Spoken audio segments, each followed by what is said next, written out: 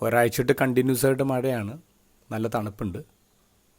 ഈ ദിവസങ്ങളിൽ രാത്രി ഉറങ്ങുമ്പോൾ ഞാൻ ഫാൻ ഇടാറില്ല, പുതച്ചുകൂടെ കിടന്നുറങ്ങുന്നത്.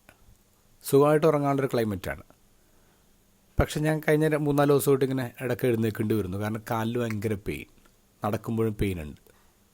അപ്പം ഞാൻ എൻ്റെ കൂട്ടുകാരൻ യേശുദാസ് അച്ഛനോട് ഇത് പറഞ്ഞു. അപ്പം അച്ഛൻ പറഞ്ഞു, എടോ ഡയബറ്റിക്സ് ഉള്ളവർക്ക് ഇങ്ങനെ സംഭവിക്കും.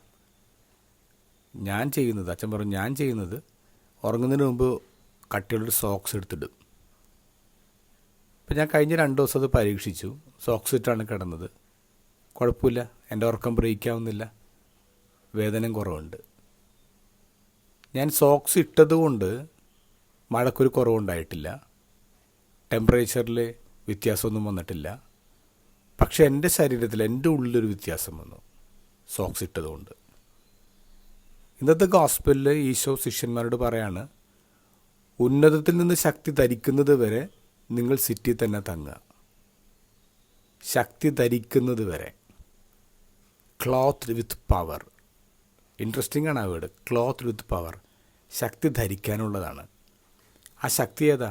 അത് ഹോളി സ്പിരിറ്റാണ്. ഹോളി സ്പിരിറ്റിനെ ധരിച്ചു കഴിയുമ്പോൾ നമുക്ക് ചുറ്റുമുള്ള സങ്കടങ്ങളുടെ കാലാവസ്ഥ മാറുന്നില്ല, ചൂട് പിടിച്ച പ്രശ്നങ്ങൾ ഒഴിഞ്ഞു മാറുന്നില്ല. പക്ഷെ നമ്മുടെ ഉള്ളിൽ വ്യത്യാസം വരുന്നുണ്ട്.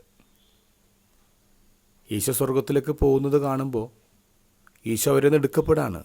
ഇപ്പോൾ ശിഷ്യന്മാർ സങ്കടപ്പെടുകയാണ് വേണ്ടത്. പക്ഷെ ഇവിടെ അങ്ങനെയല്ല കാണുന്നത്. അവർ അത്യന്തം സന്തോഷത്തോടു കൂടി ജെറുസലേമിലേക്ക് മടങ്ങി എന്ന് പറയാം, വിത്ത് ഗ്രേറ്റ് ജോയ്. അവർ ആത്മാവിനെ ധരിച്ചത് കൊണ്ടാണ് ഈശോ അവരിൽ നിന്ന് വിട്ടുപോയ വലിയ സങ്കടത്തിനിടയിലും അവർ വലിയ സന്തോഷത്തോടു കൂടി തിരിച്ചു വന്നത്.